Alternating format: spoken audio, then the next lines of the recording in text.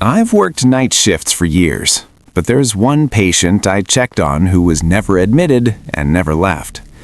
My name is Daniel. I've been a registered nurse for a little over 8 years now. Most of that time has been spent working overnight shifts in a mid-sized hospital just outside Dayton, Ohio. It's the kind of place where everything feels calm on the surface. Quiet neighborhoods, long empty roads, and a hospital that rarely makes headlines. Nothing extraordinary ever seems to happen there. At least, that's what most people would think. Night shifts have a rhythm to them. You learn it quickly. The world outside slows down, and inside the hospital, everything feels stretched out. Time moves differently. The hallways are dimmer, even with the lights on. You hear things you wouldn't notice during the day. Soft footsteps, echoing from far away. Machines beeping steadily in empty rooms. The faint hum of ventilation systems running through the walls. That night, I wasn't alone. My coworker, Jenna, was on duty with me. We'd worked together for years, so we had our own routine. Quick check-ins, quiet conversations at the nurse's station, sometimes joking just to keep ourselves awake. It felt like any other shift at first. Calm, familiar. But hospitals at night, they have a way of making you feel like you're being watched, even when you know you're not. The corridors stretch longer than they should. Shadows seem to linger in places where there's nothing at all. And every now and then you catch yourself listening, really listening to the silence. If you've ever been in a hospital at night, you know how different it feels. After settling in, I started my usual routine. I checked the charts at the nurse's station, flipping through updates, making sure medications were logged, vitals recorded, and everything where it should be. It was quiet, almost too quiet, but that's how those shifts often go. You learn to appreciate it. Around 1:17 a.m. I began my rounds. Room by room, I moved down the corridor. Soft footsteps, clipboard in hand, glancing in on patients. Some asleep, some awake, but still. The steady rhythm of monitors filled the air, each beep blending into the next like a strange kind of lullaby. When I passed room 12 earlier that night, I remember pausing for a second. It was empty. No patient assigned, no equipment bunning. Just a neatly made bed and a darkened space behind the glass panel on the door. I remember that clearly because I even checked the chart outside. Blank, nothing scheduled. So when I heard it, I stopped. A beep. Faint at first. And again, steady, rhythmic, coming from inside room 12. I stood there for a moment, just listening, my eyes fixed on the door. The sound was unmistakable now. A heart monitor running at a normal pace. Not erratic, not alarming, just active. I walked back to the nurse's station, trying to keep things logical. Maybe someone had been transferred in without me noticing. It happens sometimes during busy hours, even if it's rare at night. I checked the system again. Room 12, unassigned. No new entries, no recent admissions, no notes, nothing. I stared at the screen longer than I should have, waiting for something to update, for some explanation to appear. It didn't. I remember thinking, maybe Jenna knew something I didn't. Maybe I just missed a handoff. But at the same time, something didn't sit right with me. The timing, the silence before, the way that room had felt empty just minutes ago. I looked back down the hallway. The door to room 12 was slightly open now, I'm sure of it. And I remember saying to myself, quietly, I thought maybe someone had just been transferred in, but something felt off. I hesitated, just for a second, because in that moment, a question crossed my mind that I still think about to this day. Would you have checked the room or called someone first? I wish I could tell you I made the safer choice, but I didn't. I started walking toward room 12. The walk down that hallway felt longer than it should have. Each step echoed a little louder, a little sharper, like the sound was bouncing back at me. The rest of the floor was still. No movement, no voices, just that steady beeping growing clearer the closer I got to room 12. The door was slightly open. I was sure of it now. I hadn't left it that way earlier. A thin line of dim light spilled into the hallway, weaker than the other rooms, like the bulb inside was struggling to stay on. I slowed down as I reached for the handle. my hand hovering there for a second before I gently pushed the door open. It creaked just enough to make me hold my breath. Inside, the room felt off. The lights were on, but dull, casting long shadows across the walls. And there, on the bed, someone was sitting upright. The monitor beside them beeped steadily, calm and consistent, filling the silence in a way that made my chest tighten. For a moment, I just stood there at the doorway, trying to make sense of what I was seeing. The figure didn't move. Their face was turned slightly away from me, hidden in shadow. I could make out the outline of their shoulders, the curve of their head, but no clear features, just darkness where there should have been detail. I stepped inside, forcing myself to stay calm. This was my job. "Good evening," I said, keeping my voice steady.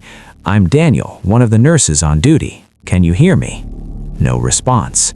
Not even a shift in posture.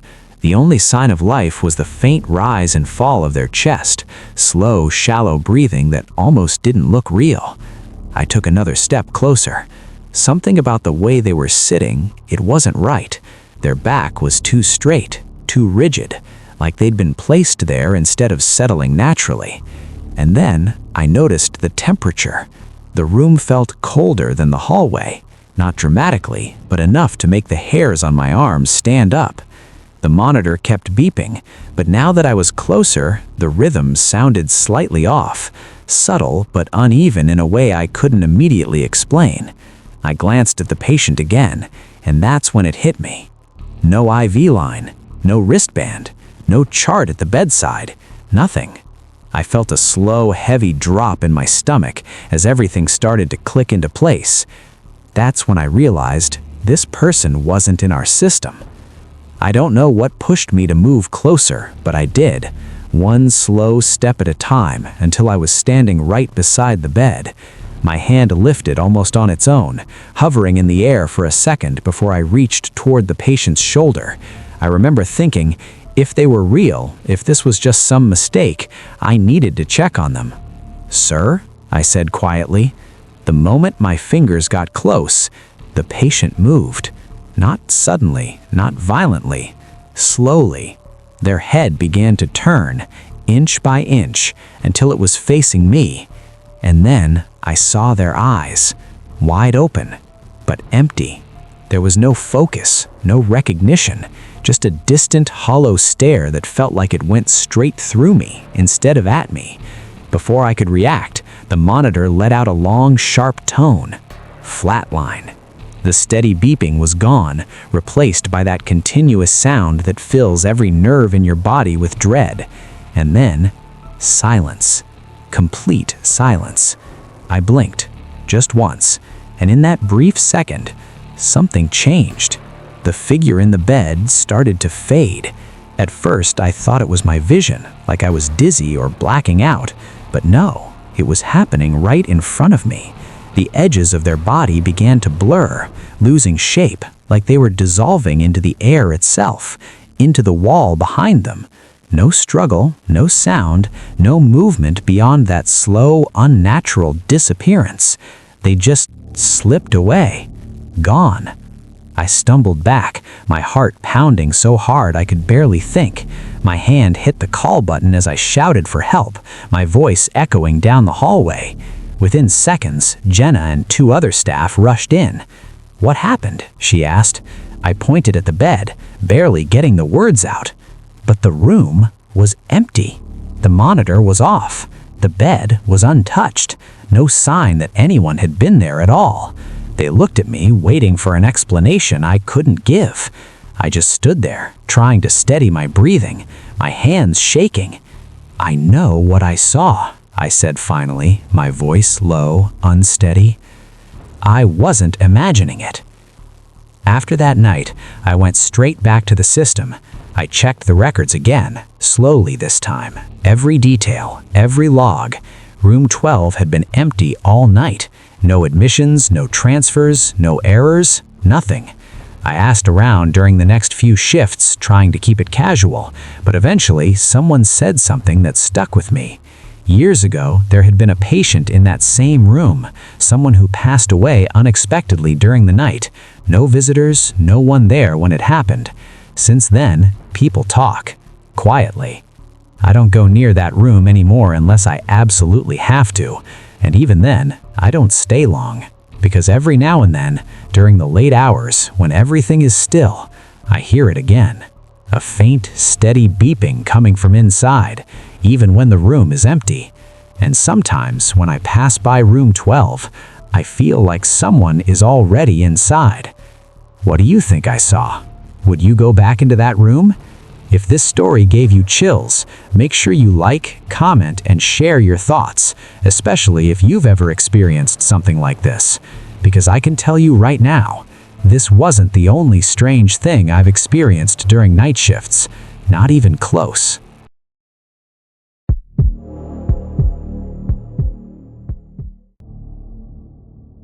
I've worked night shifts in the ICU for 6 years, and I've heard a lot of things I can't explain, but nothing like the child who laughed in a room that was completely empty. My name is Emily. I'm a registered nurse working nights just outside a small town in Pennsylvania. It's the kind of place where everything feels still after midnight, where the roads are empty and the hospital halls stretch out longer than they should. Most nights it's just routine, checking vitals, adjusting IV lines, writing notes under dim lights while machines hum quietly in the background. You get used to the rhythm, the soft beeping, the distant footsteps, the low voices at the nurse's station. And the people, they matter. Night shift becomes your second family. We share bad coffee, quiet jokes, and those long hours when the world outside feels like it's paused. I usually take my coffee black, strong enough to keep me moving until morning. Around 2 a.m., things slow down a little. The lights dim a little more, conversations fade, even the machines seem quieter, like the whole building is holding its breath. If you've ever worked in a hospital at night, you know how quiet it gets, almost too quiet. By the time it was close to 2:15 a.m., the ICU had settled into that familiar stillness.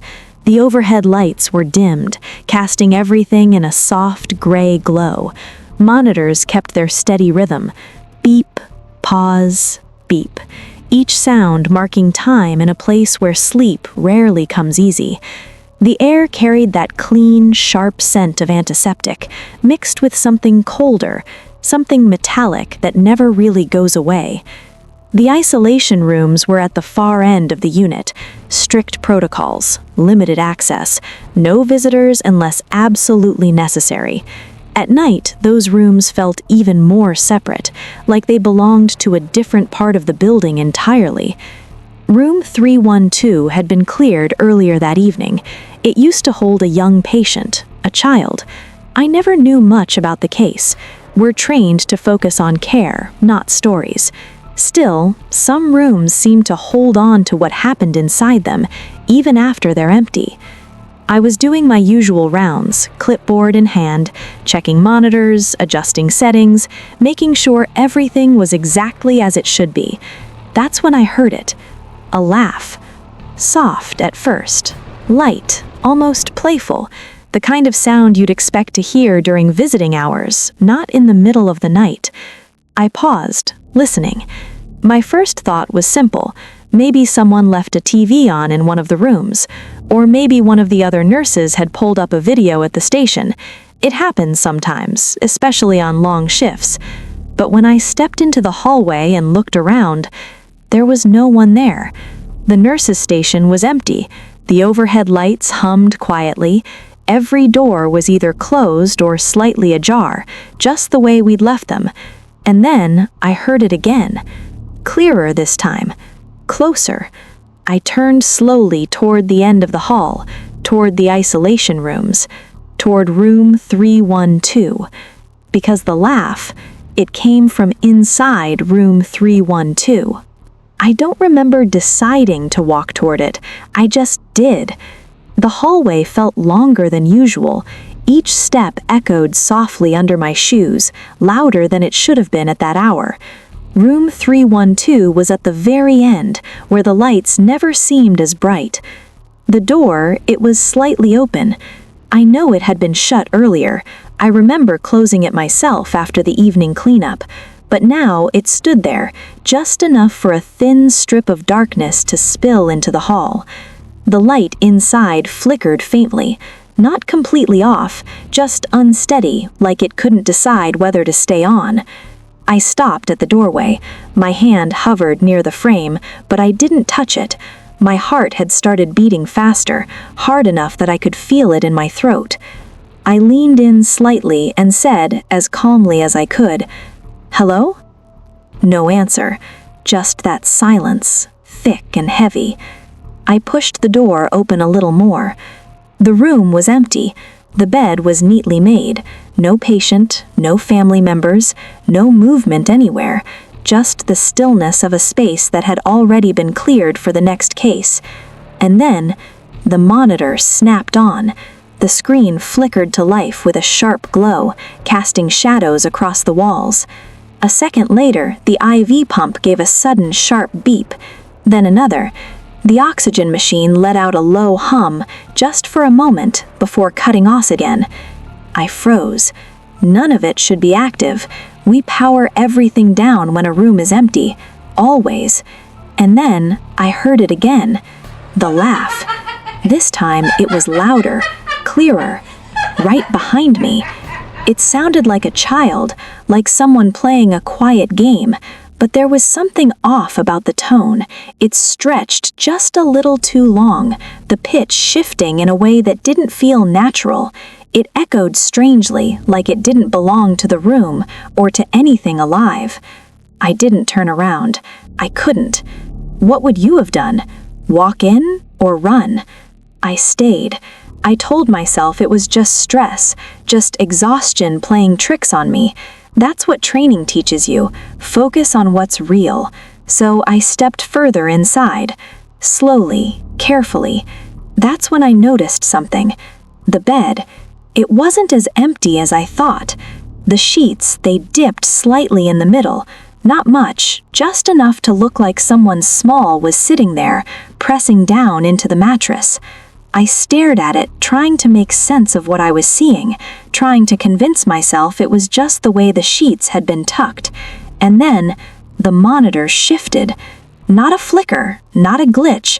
It turned, slowly, deliberately, until it was facing me, by itself. I couldn't move. The monitor stayed fixed on me, its screen glowing brighter than before, like it was watching. And then, everything started at once. The machines. The monitor flickered violently, cutting in and out. The IV pump began beeping in sharp, rapid bursts. The oxygen machine roared to life, then died, then started again, over and over, like something was playing with the power. The sounds overlapped, alarms stacking on top of each other until it was almost unbearable to listen to. And through it, that laugh. Closer now. Too close. It wasn't across the room anymore. It wasn't behind the bed. It was right next to me. I felt it before I understood it. The air dropped, sudden and cold, like stepping into a freezer. My skin tightened instantly, and I couldn't breathe properly. Then, something moved near my ear. A shift in the air. A presence so close it felt like someone leaning in. And then I heard it, a small voice, right beside me, soft, clear. You came back. That was it. I ran. I don't remember turning. I don't remember reaching for the door. I just know I was suddenly in the hallway, my hand slamming against the wall as I pushed myself out. I grabbed the handle and pulled the door shut as hard as I could. The moment it closed, everything stopped. No alarms, no humming, no laughter, just silence. A second later, one of my coworkers came rushing down the hall, asking what happened, what all the noise was. I couldn't answer. I just pointed at the door. We went back in together. The room was empty, exactly the way it should have been. No lights, no machines running, nothing out of place. Later, when we checked the system logs, there was no record of anything turning on. No alarms, no activity, no power usage at all. According to the system, that room hadn't had power all night. After that night, I never went into room 312 alone again. I made excuses, swapped assignments, anything to avoid being the only one near that door. And I wasn't the only one. A few of the other nurses started talking quietly when no one else was around. Little things at first, whispers when the hall was empty, footsteps with no one there, and sometimes, late into the night, a soft, distant laugh. We stopped asking questions. Some things feel safer left alone. Eventually, the room was reassigned. A new patient, new staff rotating through, everything back to normal, at least on the surface. But a few weeks later, one of the newer nurses mentioned it during a shift. She laughed it off at first, said she thought she heard a child giggling in 312. No one responded. We just looked at each other, because we knew. Some say hospitals never really empty, and some patients never leave. Have you ever experienced something you couldn't explain? Tell me in the comments. And if you want more real hospital horror stories like this, don't forget to like and subscribe. Next time, I'll tell you about the patient who spoke after he was pronounced dead.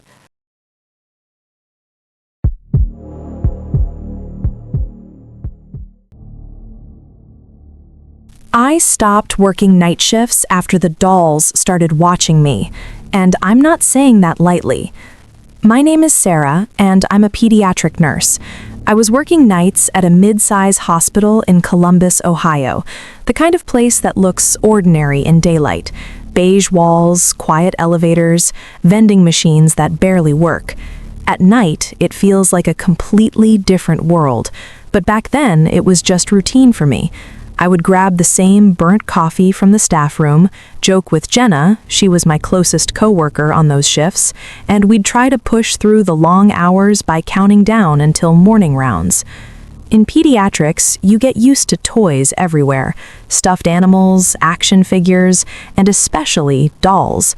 Parents leave them behind to comfort their kids. We always had one rule: before lights out, every toy gets collected and locked away in storage. At least, that's what was supposed to happen. It started small. At first, we thought it was nothing worth remembering. One morning after a night shift, I came out of the supply corridor and noticed toys scattered near the pediatric storage room. Not just a few, several dolls and stuffed animals, placed too neatly to be accidental. It was like someone had taken time with it. And then I looked down the hallway. Every doll had been lined up against the wall, facing outward, facing the corridor. All of them. I remember Jenna laughing nervously and saying maybe one of the kids had snuck out during the night, maybe a prank, maybe one of the interns messing around. That's what everyone wanted to believe. Something simple, something explainable. But pediatric patients weren't allowed out of their rooms at night, not without alarms, not without nurses noticing, and we would have noticed. The storage room itself was always locked. I mean, always. I checked it myself more than once during rounds. The key never left the shift supervisor's possession, and the door had a code system that logged every entry. Nothing showed up on the log that night, nothing at all. Still, the dolls were there in the morning, arranged like they had been waiting for something to pass by. I remember standing there longer than I should have, just staring down that hallway, trying to convince myself there had to be a reason, a malfunction, a mistake, anything. And that's when security reviewed the footage. The cameras didn't show anyone moving them. After that morning, we tried to explain it away, but it didn't stop. Every single day after my night shift, the same thing was waiting for us.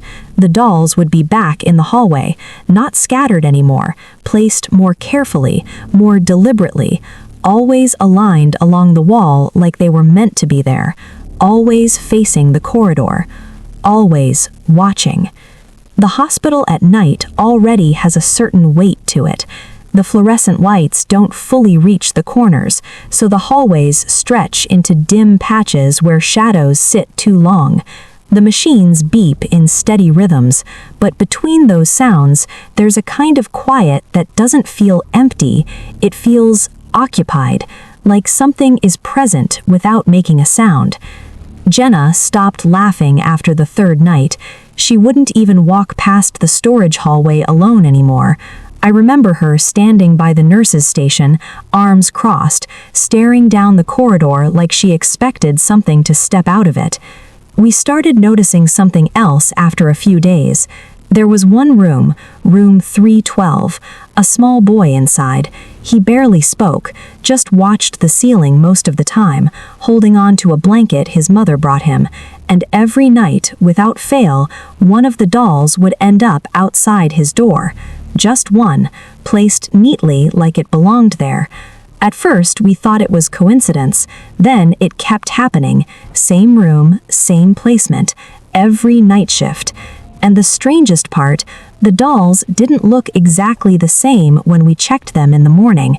It sounds impossible, but it felt like their positions had changed slightly, like their heads weren't facing the exact direction we left them in, like something had shifted them just a few degrees when no one was looking directly at them. Have you ever felt like something moved when you weren't looking? That question started echoing in my head every time I walked those halls. We tried to control it after that. We locked the dolls in different rooms, sealed the storage cabinet tighter, even double-checked the inventory. But no matter what we did, they kept reappearing in the hallway by morning, neatly placed, always facing out. And then, one night, I stayed later than usual after my shift ended. The hospital was quieter than I'd ever heard it. Even the monitors seemed softer, like they were afraid to make noise. I told myself I just wanted to prove it was nothing, that there was a rational explanation. I walked down the hallway alone, and that's when I finally saw one move. I stayed in that hallway longer than I should have. It was right during shift change, when the outgoing staff had already left and the incoming nurses hadn't fully taken over yet. That gap, those few minutes, always felt emptier than the rest of the night. The lights overhead flickered slightly, like they were struggling to stay steady. No voices, no footsteps, no monitor alarms, just the kind of silence that feels too complete. The dolls were still there, lined up along the corridor wall like before. I remember thinking maybe I had imagined it, maybe exhaustion was finally catching up to me. Then, one of them moved. Not all at once, not dramatically, just its head, a slow, unnatural turn toward me. I froze immediately, telling myself it was a trick of the light, that I was tired, that I hadn't slept enough. But the angle was wrong. It had changed. It was now facing me directly. And then I heard it, a faint dragging sound against the floor, soft, uneven, like something being pulled just slightly across tile. The air around me felt colder all at once, like the hallway had dropped in temperature without warning. I couldn't explain it, but I felt it on my skin, in my hands, in my breathing. And then I noticed something worse. It wasn't just one doll anymore. All of them had shifted. They weren't closer than before. They were arranged in a straight line down the corridor, as if they had been moved one by one during the time I wasn't looking directly at them, like they had been guided into position, all facing forward, all aligned toward me. That feeling started building again, that sense that I wasn't alone in the hallway, even though I could see everything in front of me. Behind me, beside me, I couldn't tell anymore. It felt like I was being watched from every direction at once, like the space itself had turned aware. I forced myself to turn around, and that's when I saw it. One doll was standing directly behind me, close enough that I should have heard it move, close enough that it shouldn't have been there at all. I stumbled back instantly, heart racing so hard I could hear it in my ears. My mind couldn't settle on one thought long enough to understand what I was seeing, and I swear, its eyes weren't plastic anymore. I don't remember how I got out of that hallway that night. I just know I did. After that shift, I stopped taking night rotations completely. I put in my request the next morning, and within a week, I was off the pediatric night schedule. Nobody really asked why. In hospitals like that, people don't push too hard when someone wants out. A few weeks later, I heard the ward had quietly removed all the dolls and toys from storage. No announcement, no explanation to staff, just gone, like they were never part of the unit in the first place. And the strange part is, no official report ever said anything unusual happened. No malfunction, no security breach, nothing that could explain what we kept seeing. But I know what I saw. They weren't just watching the hallway, they were watching us. Even now, I don't keep dolls in my house. I can't. Something about them feels wrong in a way I can't fully explain. What do you think was really happening? And the truth is, that wasn't the only thing I saw working there.